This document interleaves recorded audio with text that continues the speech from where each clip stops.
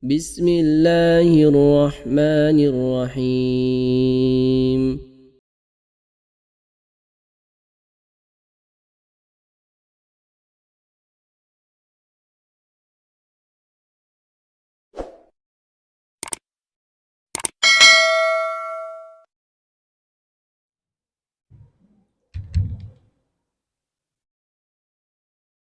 Bismillahirrahmanirrahim. Assalamualaikum warahmatullahi wabarakatuh.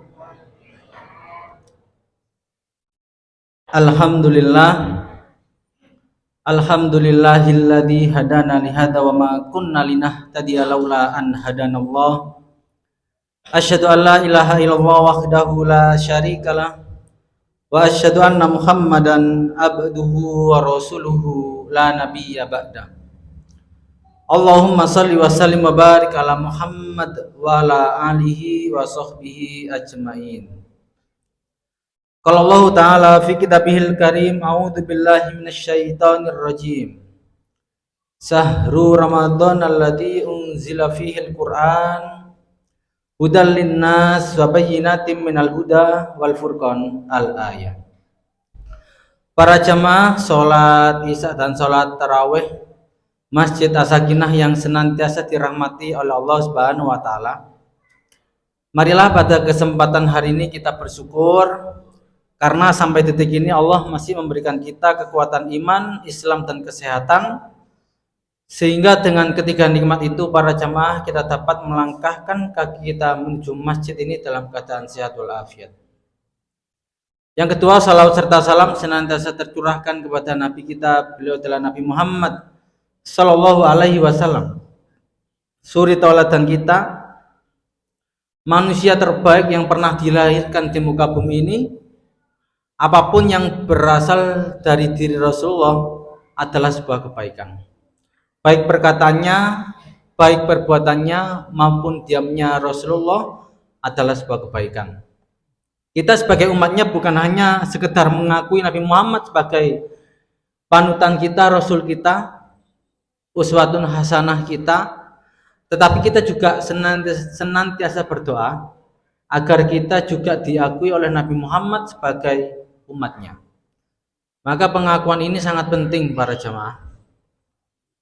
Jadi semaksimal mungkin kita sebagai umatnya, kita jadikanlah Rasulullah ini adalah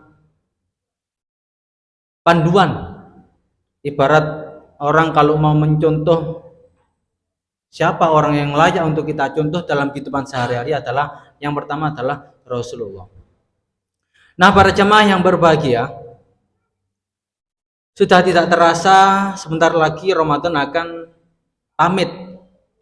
Ibarat tamu yang sudah kita tunggu-tunggu kedatangannya, kehadirannya, yang cukup lama kita rindukan, tetapi sebentar lagi tamu itu akan pergi dari diri kita, akan pamit dari diri kita.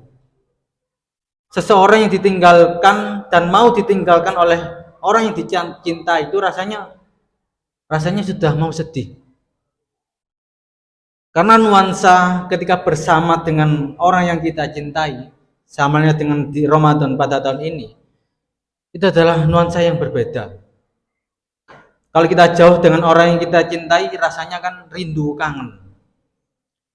Tapi kalau dekat itu rasanya juga menyenangkan, membahagiakan. Rasanya itu udah nyaman banget.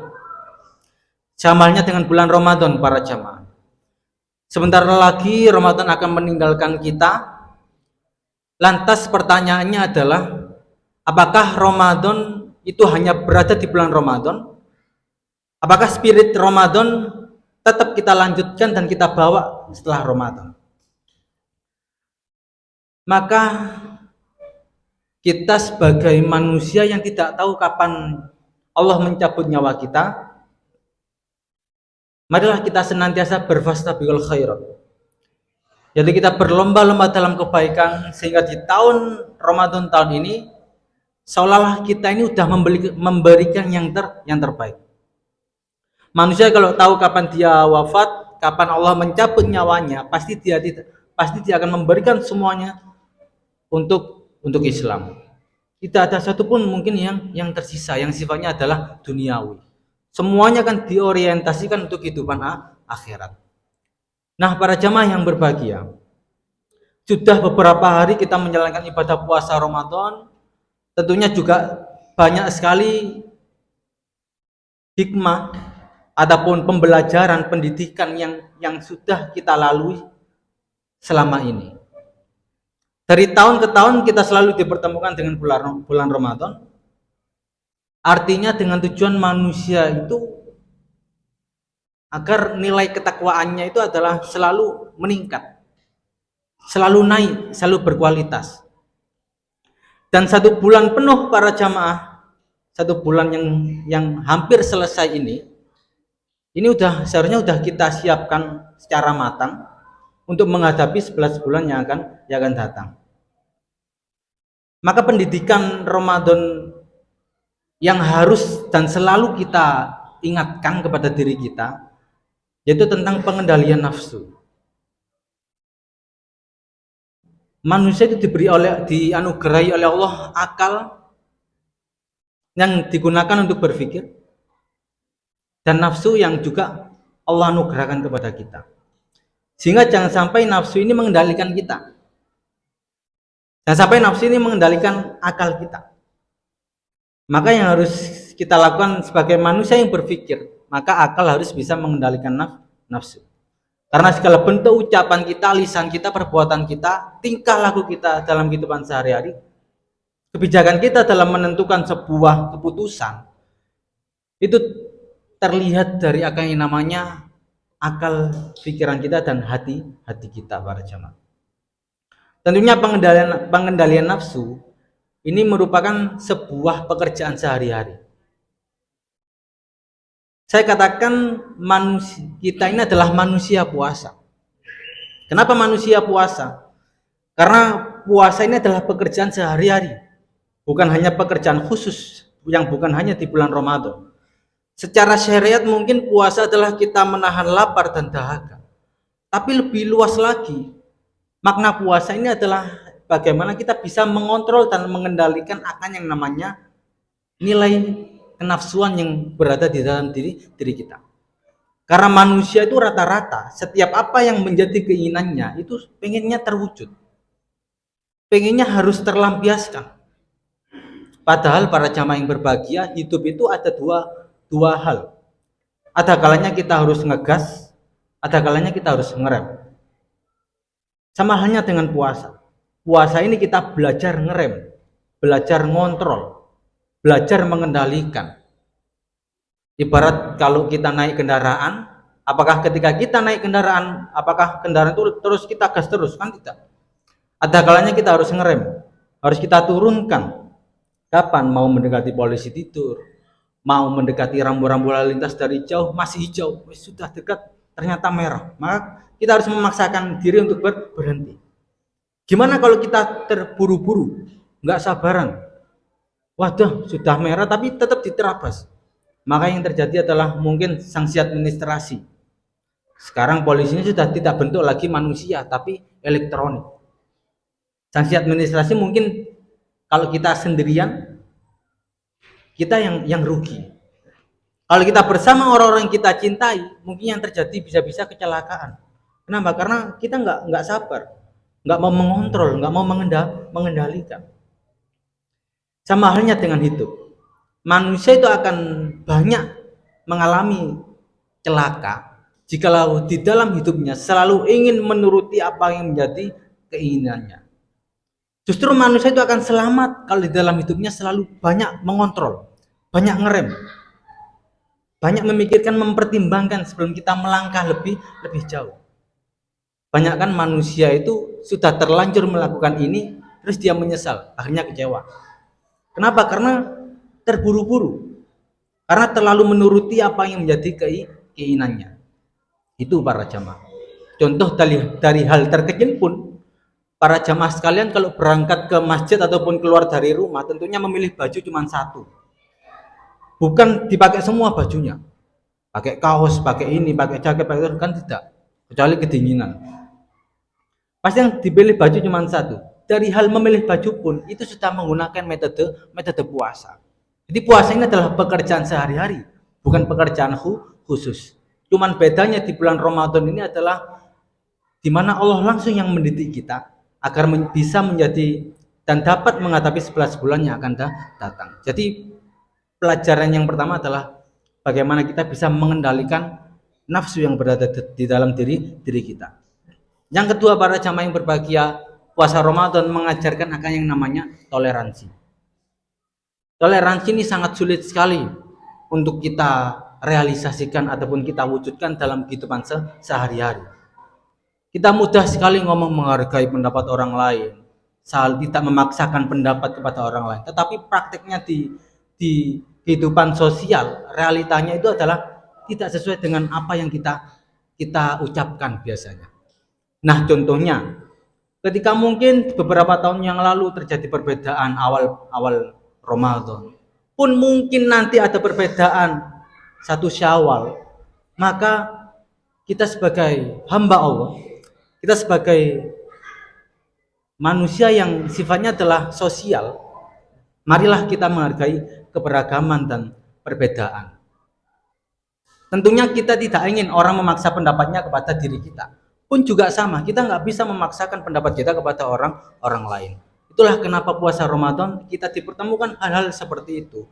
Tujuannya adalah agar kita bisa saling toleransi, saling menghargai pendapat orang lain. Itulah para jamaah yang berbahagia. Poin kedua adalah kita belajar tentang toleransi. Yang ketiga para jamaah, kita belajar tentang apa itu yang namanya solidaritas sosial. Solidaritas sosial ini perlu kita junjung para jamaah, perlu kita realisasikan, karena Nabi sudah mengajarkan, Nabi sudah mencontohkan. Kita ingat di momen perang Badar, jumlah pasukan umat Islam hanya 313 melawan 1000 pasukan kafir Quraisy. Secara militeristik, secara hitungan matematika, tentunya kita kalah. Udah nggak mungkin, bayangkan orang baru masuk Islam diajak berangkat jihad. Tetapi Rasulullah selain berdoa dan memberi semangat kepada pasukan umat Islam pada waktu itu, karena kondisi umat Islam sebagian lagi dijajah, baik imannya, baik hartanya, baik kedudukannya, bahkan nyawanya pun diancam. Agar apa? Agar meninggalkan keislaman, agar meninggalkan agama yang dibawa oleh Nabi Muhammad. Tetapi karena keyakinan umat Islam pada waktu itu, semangatnya, keyakinannya, karena membela orang-orang yang lemah tadi, orang-orang yang lagi ditindas, Rasulullah menyampaikan, innama turhamuna wa tunsoruna wa turzakuna bidu'afaikum. Kalian akan diberi kemenangan oleh Allah, kalian akan ditolong oleh Allah, dan kalian akan wa turzakuna, kalian akan dicukupkan rezekinya oleh Allah. Kenapa? Bidu'afaikum. Karena kalian berdiri di sini untuk membela orang-orang yang tertindas, untuk membela orang-orang yang lemah. Itulah kenapa salah satu peristiwa perang Badar itu terletak dan terjadi di bulan Ramadan. Kenapa? Karena pentingnya pelajaran tentang kepedulian sosial. Pentingnya pelajaran tentang bagaimana kita saling memanusiakan manusia. Syaratnya para jamaah yang berbahagia, kalau kita ingin dimenangkan oleh Allah, kalau kita ingin ditolong langsung oleh Allah ketika orang nggak mau menolong kita, nggak mau ngebantu kita, dan siapa manusia yang tidak ingin dicukupkan rezekinya oleh Allah, syaratnya cuma satu, adalah kita harus bersama dan membela orang-orang yang tertindas. Siapa? Kalau di dalam Al-Quran itu mungkin ada 8 asnaf itu, yatim, piatu, du'afa, mu'alaf, dan lain sebagainya. Itulah orang-orang yang butuh pendampingan kita, butuh uluran tangan kita, butuh apa yang kita miliki yang sekiranya bisa kita bagikan dengan mereka. Maka para jamaah yang berbahagia, jikalau kita berpuasa Ramadan, kita sholat kita, puasa kita ini adalah input hubungan kita dengan Allah, hablum minallah. Manusia nggak butuh sholat kita, manusia tidak butuh puasa kita. Yang manusia butuhkan adalah khairun nas anfa'uhum linnas. Yang manusia butuhkan adalah keindahan. Itulah kenapa kalau bisa saya katakan, ibarat orang kalau beli makan, misalnya kita beli makan di warung ataupun di restoran, yang kita butuhkan kan makanannya enak apa tidak. Kita kan nggak butuh resepnya ini apa aja, dan nggak penting juga buat kita untuk tahu resepnya itu. Yang penting adalah sambalnya enak apa enggak, ini halal apa tidak. Yang lebih penting lagi adalah nyaman apa tidak, itulah agama. Jadi agama itu adalah hubungan kita dengan Allah semakin baik, hablum minallah, melalui sholat, puasa. Selain itu adalah kita membangun hubungan hablum minan nas, yaitu setelah sholat, apakah kita membawa dampak kepada orang lain. Jangan sampai ketika udah sholat 5 waktu selesai berjamaah di masjid udah selesai, padahal bukan puncak prestasi keagamaan seseorang tidak hanya diukur dari sholatnya atau puasanya, tapi setelah itu apa dampaknya untuk lingkungan sekitar. Apakah dia mencintai bumi, menjaga alam, melestarikan alam, apakah dia saling mencintai antar sama manusia. Inilah output para jamaah. Jadi yang orang lain butuhkan adalah kita menanamkan keindahan enggak, kita indah enggak, kita menyenangkan enggak, kita menyejukkan enggak, mengembirakan enggak. Inilah yang orang butuhkan. Nah, jadi 3 hal itu para jamaah yang berbahagia yang harus kita aplikasikan, yang harus kita biasakan ketika nanti setelah bulan Ramadan. Yang terakhir adalah momentum Ramadan adalah momentum untuk selalu memakmurkan dan meramaikan masjid. Jangan sampai masjid ini kembali sepi setelah Ramadan. Jangan sampai masjid ini ketika subuh kembali lagi hanya beberapa shaf ketika sebelum Ramadan.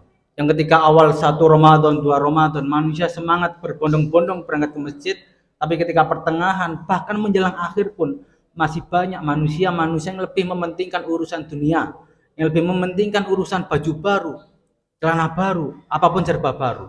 Padahal yang terpenting di dalam Ramadan ini adalah bukan hari rayanya, karena hari raya itu sudah pasti. Yang lebih penting lagi adalah bagaimana proses pendidikan Ramadan ini bisa kita ampuh dan bisa kita praktekkan dalam kehidupan sehari-hari setelah Ramadan. Jadi memakmurkan masjid ini harus kita biasakan. Yang mungkin sebelumnya masih enggan berangkat berjamaah di masjid, setelah Ramadan meningkat keimanannya, semangatnya semakin bertambah, girohnya semakin meningkat. Nah, ini berarti Ramadan kita ini sukses. Tetapi jikalau setelah Ramadan kita sama dengan sebelum Ramadan, kita masih ketika mendengar adzan masih nanti, bahkan masih mungkin berat berangkat ke masjid. Nah, momentum Ramadan jangan sampai kita sia-siakan. Hingga setelah Ramadan kita sudah terbiasa berangkat ke masjid. Dan yang lebih penting lagi para jamaah yang berbahagia, ketika kita menuntut orang memakmurkan masjid, meramaikan masjid, menghidupkan masjid, yang terpenting adalah bagaimana masjid ini mempunyai peran, bagaimana masjid ini membawa nilai manfaat untuk lingkungan sekitar. Jangan sampai mungkin ada jamaah kita yang masih kesulitan dalam hal ekonomi, sedangkan saldo kas masjid banyak. Jangan sampai ada jamaah kita yang sulit membayar anaknya membiayai sekolah, sedangkan saldo kas masjid banyak. Nah, ini merupakan masjid belum hadir di tengah-tengah masyarakat. Masjid belum bisa mengatasi problematika masyarakat. Padahal masjid kalau di zaman Rasulullah adalah bukan hanya untuk sholat ibadah khusus seperti ini, tapi adalah hanya untuk kegiatan-kegiatan sosial, untuk kegiatan-kegiatan yang bisa meramaikan dan memakmurkan masjid. Jadi ayolah para jamaah yang berbahagia, masjid ini jangan hanya dijadikan hanya untuk sholat, hanya untuk kajian saja, tapi adalah pusat kegiatan umat Islam, kegiatan sosial kita. Kita harus mempunyai data jamaah. Apakah ada masjid-masjid Surabaya yang mempunyai data? Oh, jumlah jamaahnya ini, laki-lakinya berapa, perempuannya berapa, anak mudanya berapa, anak-anaknya berapa. Jarang masjid Surabaya yang ada seperti itu. Nah, ayolah Masjid As-Sakinah harus diawali menata administrasi. Berapa jumlah jamaah kita? Sehingga dari situ ketika orang tanya, enak, oh jumlahnya adalah 30, jelas. Sedangkan kita itu kan kalau ditanya, biasanya mungkin kalau ada Pak Wali Kota mau hadir ke masjid, karena momentum Ramadan Pak Wali Kota itu sering safari-safari di beberapa masjid. Misalnya ditanya berapa jamaahnya, wah mungkin 2 shaf. Lah ini kan nggak jelas. Ini pentingnya yang namanya akurasi. Berapa jamaah kita jumlahnya, berapa anak mudanya, sehingga dari sini kita bisa mengetahui potensi kebangkitan umat Islam. Potensi bagaimana umat Islam ini bisa berkembang, bagaimana potensi umat Islam ini bisa mengalami kenaikan yang sesuai dengan passionnya masing-masing. Ayolah para jamaah yang berbahagia, kita harus bersama-sama, kita harus saling gotong royong, kita harus saling merangkul, karena dakwah ini merangkul, jangan sampai memukul. Terkadang mungkin lisan kita ini seolah-olah baik, seolah-olah memang benar, ternyata lisan kita ini memukul hati orang lain. Kita mengatasnamakan dakwah tapi menyakiti hati orang lain. Marilah kita dakwah dengan cara yang menyenangkan, cara yang menyejukkan, sehingga orang itu tergerak hatinya dengan cara kita, bukan karena apa yang menjadi ego kita. Nah, demikian para jamaah yang berbahagia, kultum singkat yang dapat kami sampaikan. Ngapunten jikalau ada salah kata murni dari diri saya pribadi, jika ada kelebihan itu adalah dari Allah Subhanahu wa taala. Nun wal qalami yasturun fastabiqul khairat. Nasrun minallah. Wassalamualaikum warahmatullahi wabarakatuh.